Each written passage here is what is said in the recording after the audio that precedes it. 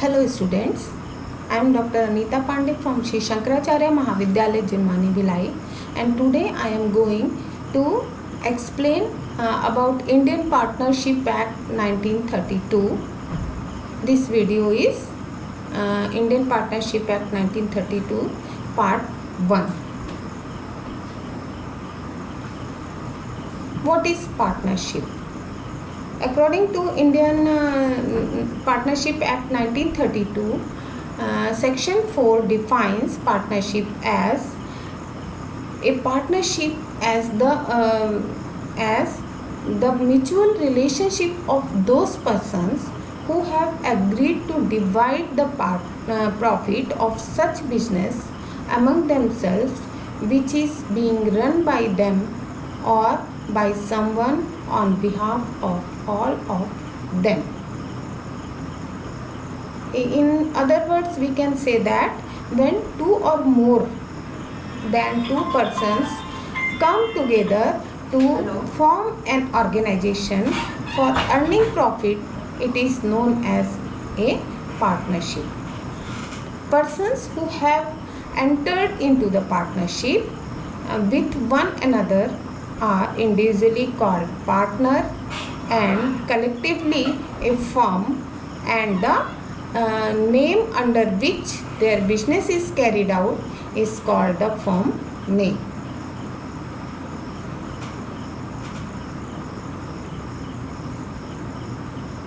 Now let's see what are the essential elements of partnership. Partnership is an association of two or more persons. It is based on agreement among the partners, either oral or written. But if the partnership deed is in written form, it is more authentic than the oral, because it can put up as a proof in future if any disputes are there among partners. There must be some business का होना बहुत ही ज़रूरी है. Business होना चाहिए तभी partnership होगी. Then objective of business is earning and sharing profit. और इफ़ अगर लॉस होता है तो लॉस को भी पार्टनर्स उसको शेयर करेंगे. Business is run by all or one on behalf of all. Business किसी एक पार्टनर के द्वारा रन किया जा सकता है, या सारे पार्टनर्स के द्वारा किया जा सकता है, या उनमें से कोई एक पार्टनर सारे पार्टनर की ओर से बिजनेस को रन करता है. ये इसलिए होता है क्योंकि मान लीजिए कि 3 पार्टनर हैं, उसमें से कोई कैपिटलिस्ट है जो कि कैपिटल देता है, पूंजी लगाता है अपनी. दूसरा जो है वो he is a good manager, या उसको थॉरो नॉलेज है कि कैसे मैनेज कर सकते हैं बिजनेस को, बहुत अच्छे से वो टैकल कर सकता है, इसलिए वो एक्टिव पार्टनर होगा.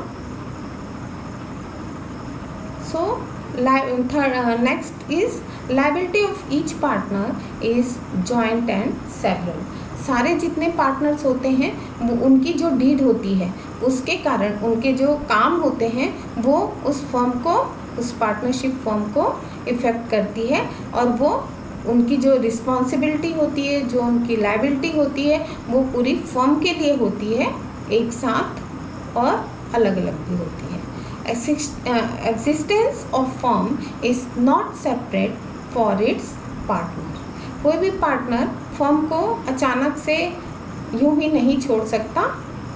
वो उसके लिए रिस्पॉन्सिबल होती है, क्योंकि फर्म तभी होती है जब सारे के सारे पार्टनर्स वहाँ पर मौजूद होते हैं. अगर पार्टनर उसमें से कोई छोड़ देता है तो फर्म का एंड हो जाता है. Let's see kinds of partners. So many kinds of partners are there. Number 1 is active partner. Who is active partner? An active partner is one who takes active part in day-to-day working of the business. Active partner business को चलाने में उसका पूरा support होता है, वो daily active रहता है. और वो फर्म के सारे कार्य करता है। सेकेंड इज स्लीपिंग और डॉर्मेंट पार्टनर, सोया हुआ या निष्क्रिय साझेदार। Sleeping partner is the one who contributes capital, shares, profit and contributes to losses of the business but doesn't take part in working of the concern। मतलब वो जो संस्थान है उसके कार्यकलापों में भाग नहीं लेता, उसके पास विनियोग करने के लिए पैसा हो सकता है पर वो सक्षम नहीं है, इसलिए ऐसे व्यक्ति को सुस्त या सुप्त भागीदार कहते हैं। और ये प्रॉफिट में हिस्सा लेता है, लॉस को बेयर करता है, बट ये कार्यकलापों में भाग नहीं लेता।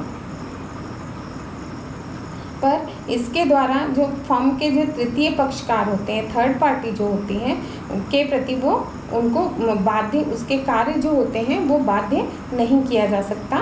वह जनता में एक साझेदार के रूप में नहीं जाना जाता, इसीलिए उसे गुप्त साझेदार भी कहा जाता है। Next one is nominal partner. A nominal partner is the one who lends his name to the firm. He does not contribute any capital or nor does he share profit of the business. He is also known as partner to third parties. Nominal partner ये नाम मात्र का साझेदार है जो कि firm को उसका नाम देता है, सिर्फ नाम देता है। वह पूंजी में योगदान नहीं करता, ना तो वो व्यापार के लाभों को बांटता है, और तृतीय पक्षकार उसे एक साझेदार के रूप में जानते हैं और उसके नाम के बल पर व्यापार बाजार में जो उसकी साख है या जो गुडविल है वो गेन करता है, इसलिए इसको नाम मात्र का पार्टनर कहते हैं। नेक्स्ट है partners in profit. A person may become a partner for sharing profit only. किसी फर्म में, किसी साझेदारी फर्म में लाभों में साझेदार व्यक्ति हो सकता है जो कि कैपिटल का, पूंजी का योगदान करता है तथा साझेदारों की तरह तृतीय पक्षकारों के प्रति वो जिम्मेदार होता है और उसे जो प्रबंध में वो भाग नहीं लेता, किंतु उसके पैसे और ख्याति के लिए वो फर्म से जुड़ता है, अपने पैसे और ख्याति के लिए। Next one is partner by estoppel. When A person is not a partner but possesses himself as a partner either by word or in writing or by his act, he is called a partner by estoppel। इसको हिंदी में बोलेंगे गत्यावरोध साझेदार। जब एक व्यक्ति साझेदार नहीं है पर या तो वह शब्दों या लिखित द्वारा, उसके कार्यों द्वारा या साझेदार के रूप में अपने आप को प्रदर्शित करता है, तब वह गत्यावरोध साझेदार कहलाता है।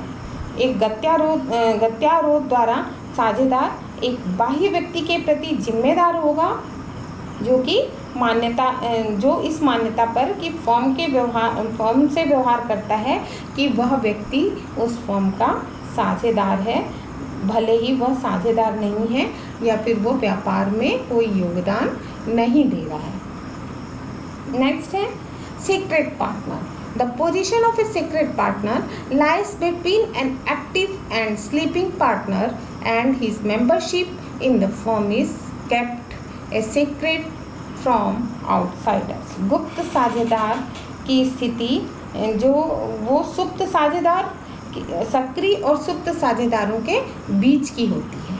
जो गुप्त साझेदार होता है, सक्रिय साझेदार कौन होता है?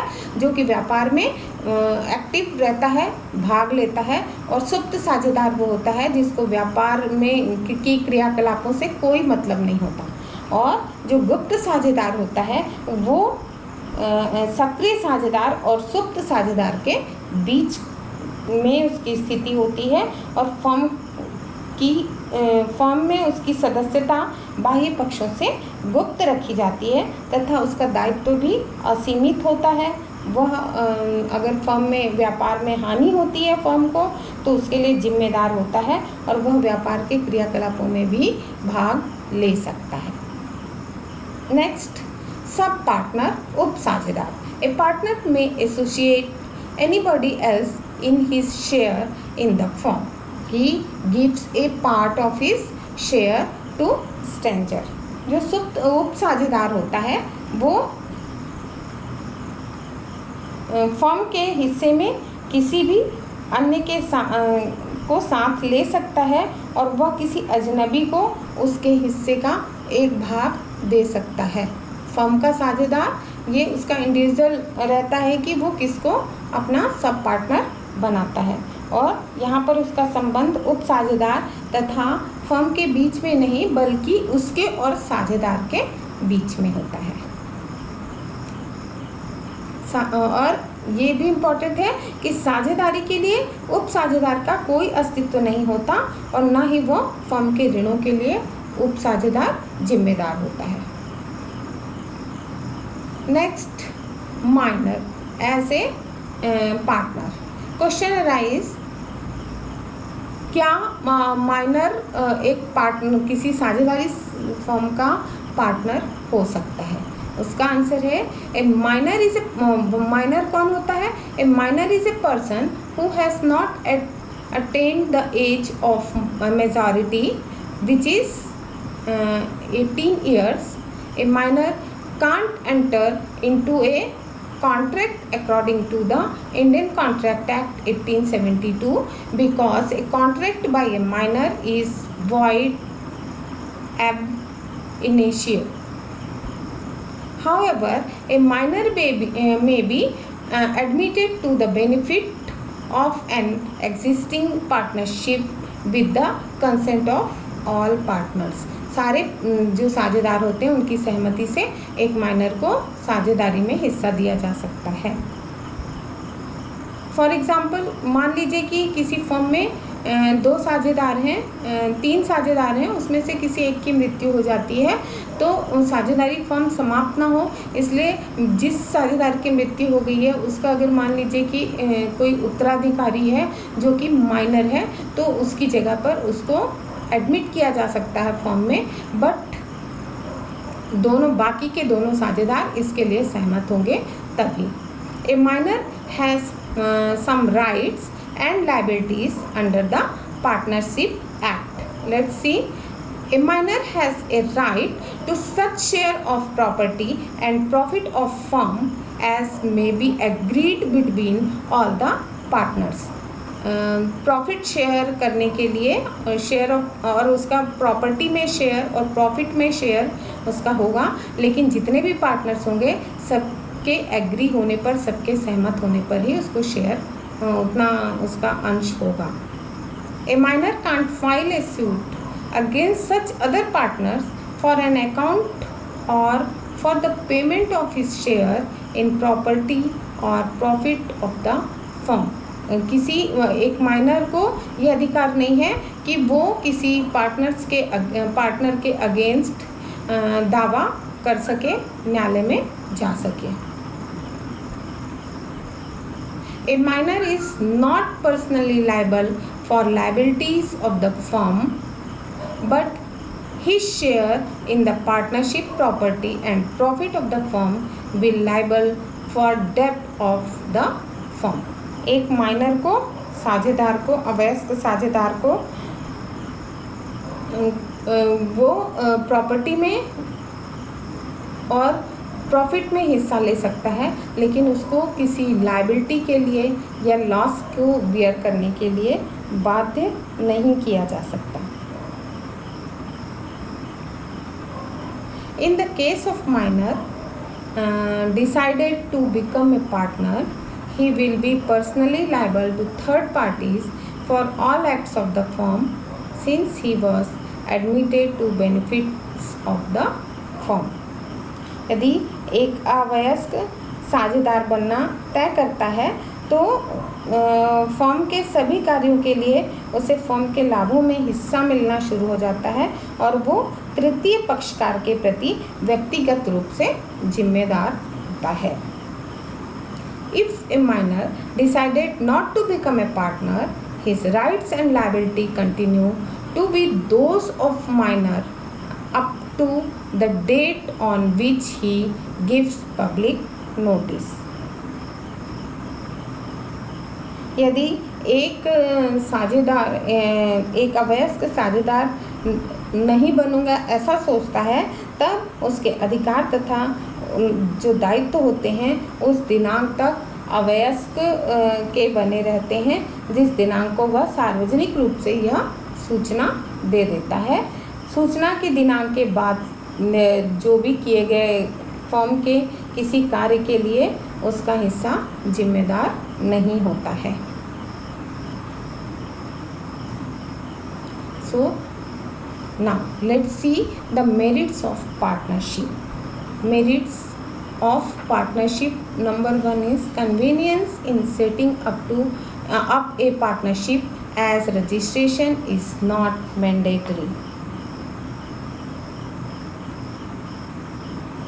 जो पार्टनर कंपनी व्यावसायिक साझेदारों के लिए कंपनी के लिए रजिस्ट्रेशन अनिवार्य होता है, लेकिन पार्टनरशिप में ये अनिवार्य नहीं होता, कानून द्वारा अनिवार्य नहीं होता। किंतु यदि रजिस्ट्रेशन करवाया जाता है तो उसका फ़ायदा फर्म को भविष्य में मिलता है।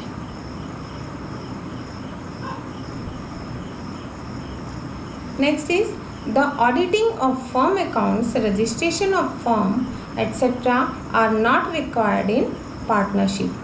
जैसा कि कंपनी अधिनियम 1956 और अमेंडमेंट होने के बाद 2013 में ये वर्णन किया गया है कि कंपनी का रजिस्ट्रेशन अनिवार्य है, उसका जो उसकी फाइनल अकाउंट्स बनाना और उनका ऑडिटिंग करवाना अनिवार्य है।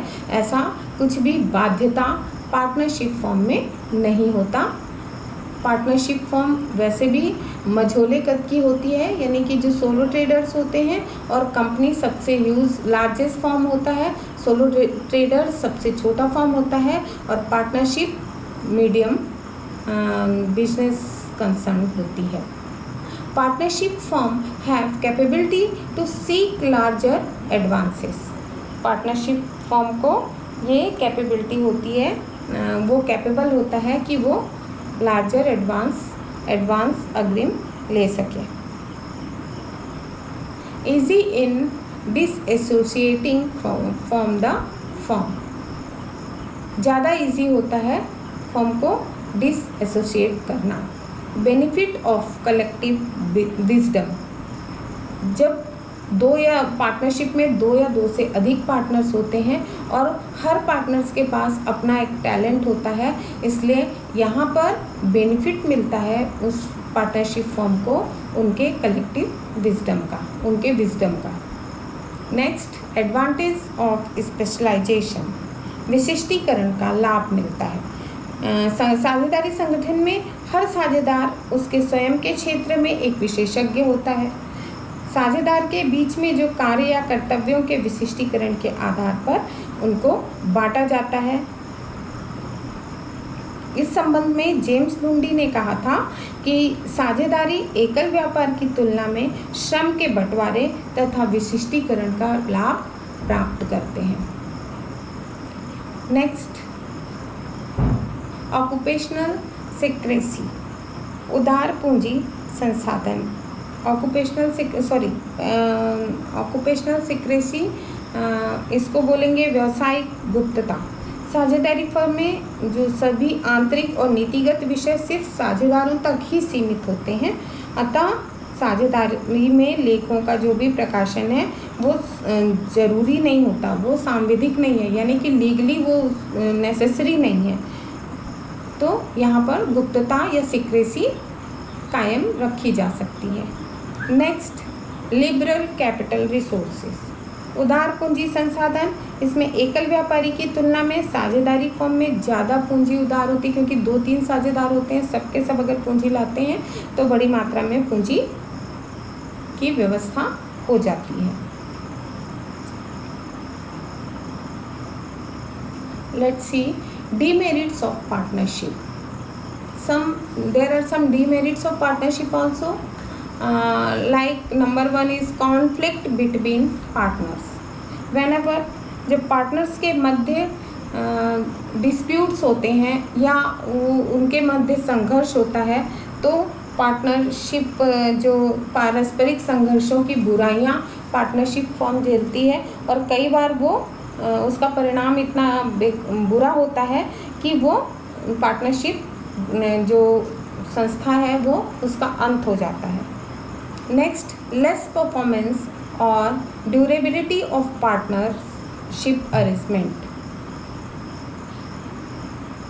ड्यूरेबिलिटी इसमें इसको बोलेंगे क्रम स्थायित्व या मजबूती।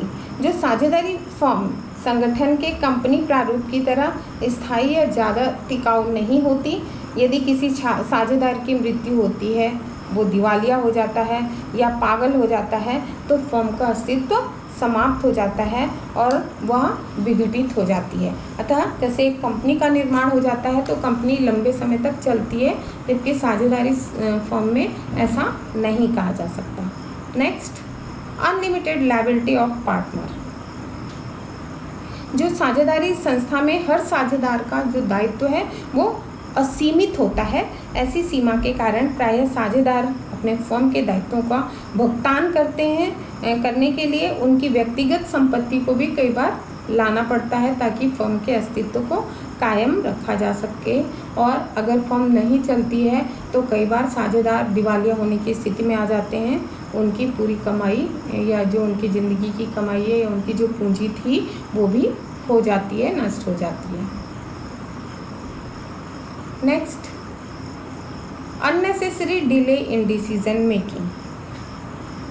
मेकिंग में जो उनका अननेसेसरी डिले होता है, क्योंकि अगर मान लीजिए पार्टनर्स किसी बात पर सहमत नहीं है तो जब तक वो सहमत नहीं होंगे तब तक डिसीजन नहीं होगा और डिसीजन डिले होता है, जिसका प्रभाव फर्म पर पड़ता है। Problems in transferring interest. हितों के जो हस्तांतरण में भी समस्या होती है। फर्म में कोई भी साझेदार अन्य साझेदारों की सहमति के बिना हित को किसी और को हस्तांतरित नहीं कर सकता। इसीलिए साझेदार अन्य सदस्यों को उनके हितों के हस्तांतरण करना मुश्किल और असुविधाजनक मानते हैं। नेक्स्ट है unsuitable for large scale business. Large scale business के लिए पार्टनरशिप टोटली अनसूटेबल है, क्योंकि वहाँ पर लार्ज स्केल बिजनेस में पार्टनरशिप का चलना असंभव हो जाता है। लेथेगरी पॉसिबल इन मैनेजमेंट। अनार्थिक और फिजूल खर्ची हो सकती है। प्रबंध में आलस्य संभव है, आलस्य हो सकता है। प्रबंधक जो सामान्य साझेदार होते हैं वो फर्म की कुशलता से प्रतिबंधित करने में या समान रूप से योग्य नहीं हो, तो कोई साझेदार ज़्यादा टैलेंटेड होगा, कोई कम टैलेंटेड होगा। और यदि साझेदार उसके पर्यवेक्षण के कर्तव्य को कुशलतापूर्वक संपादित नहीं कर पाते या उनका निष्पादन नहीं कर पाते तो वो दूसरे साझेदारों को भी नहीं कह सकते। इस तरह से जो फर्म का जो प्रबंधन है और उनके निर्देशन जो कि बहुत ही ज़रूरी है उसमें रुकावट आती है और डिले होता है काम।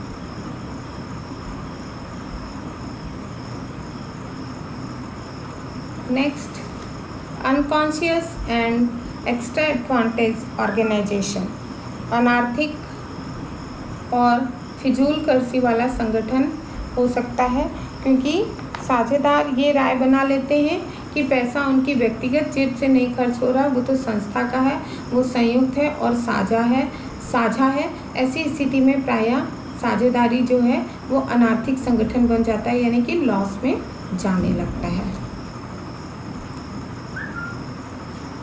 Let's see rights of partner. एक साझेदार के कुछ अधिकार होते हैं, कुछ कर्तव्य होते हैं और कुछ दायित्व होते हैं। आइए देखते हैं साझेदारों के अधिकार क्या क्या हैं।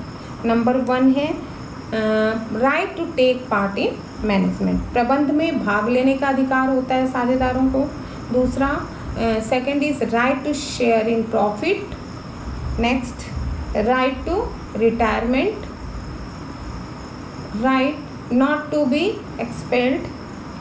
प्रबंध में भाग लेने का अधिकार, लाभों के बंटवारे का अधिकार, अवकाश लेने का अधिकार होता है साझेदारों को, और बाहर न निकाले जाने का भी अधिकार होता है, right not to be expelled. Next, right to interest on capital.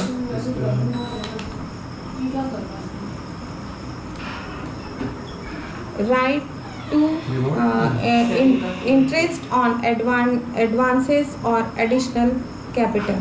उनको कैपिटल पर, पूंजी पर ब्याज प्राप्त करने का अधिकार होता है, और एडवांस अगर अग्रिम उन्होंने दिया है या एडिशनल कैपिटल लाई है तो उस पर भी ब्याज प्राप्त करने का अधिकार होता है, और ये फर्म की तरफ से उनको मिलता है।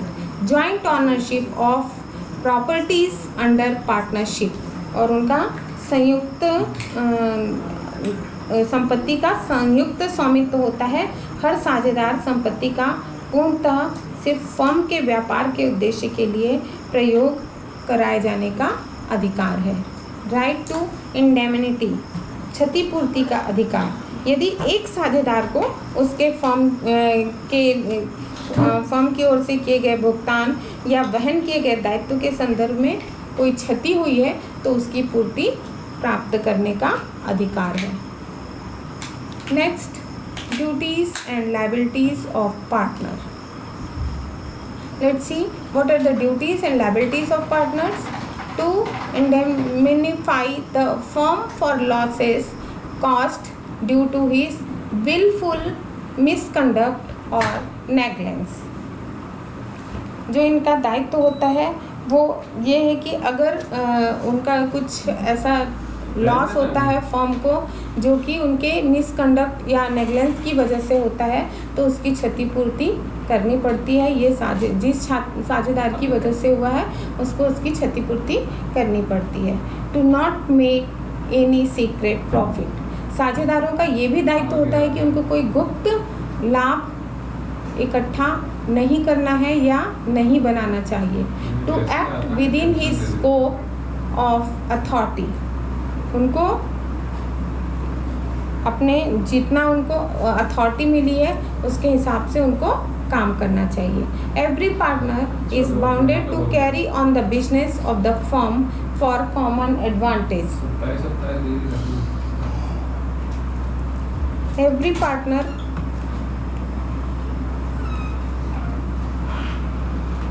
कोई भी पार्टनर जो साझेदार है वो बिजनेस ऑफ फर्म के कॉमन जो उसका एडवांटेज मिलता है लाभदेयता के लिए वो बाध्य होता है। To observe due diligence while discharging his duty, उसको अपना जो ड्यू डिलीजेंस बाय, इसका मतलब है कि उचित प्रयत्न करना चाहिए। हर साझेदार को व्यापार के चलाने और उसके कर्तव्यों को प्रयत्नपूर्वक करने के लिए हर साझेदार बाध्य होता है।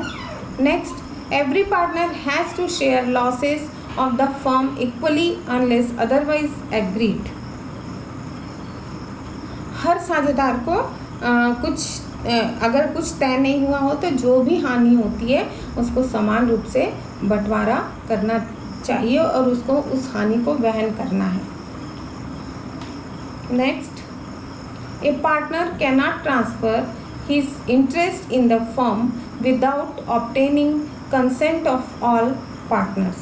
अपने हित का हस्तांतरण कोई भी पार्टनर बिना अन्य साझेदारों की सहमति के नहीं कर सकता है। Thank you so much. That is enough for today.